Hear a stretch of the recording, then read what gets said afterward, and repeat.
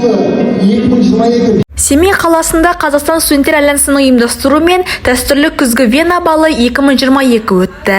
Шараға қаладағы жоғары және орта арнаулы оқу орындарының студенттері мен жастар ұйымдарының өкілдері қатысты.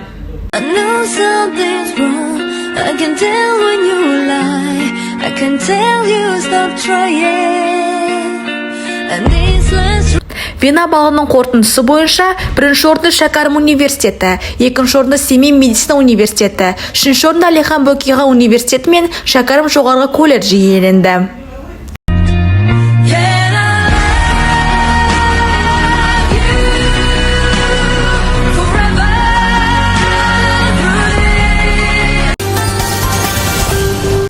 Бүгін Бесқарағай ауданы әкімі бірнеше мекемелерді аралап, жұмыс барысымен танысты.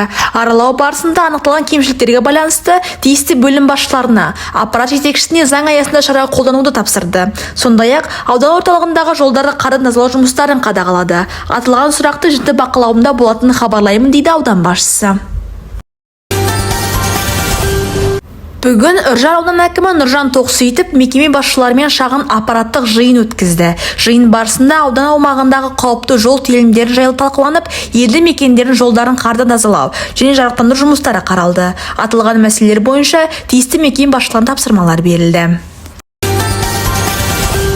Көкпекті аудан әкімі Ділдәбек Оразбаев Шәріптоғай ауылында ауылдық клубтың ашылу рәсіміне қатысты. Салтанатты шара барысында ауыл тұрғындарын мәдениет ошағының ашылуымен құттықтап, ауылдық клубтың құрылысына қолдау көрсеткен бірқатар азаматтарды марапаттады. Шара барысында ауыл тұрғындары музыкалық аппаратура мен көрермен орындықтардың сертификаттарын табыстады.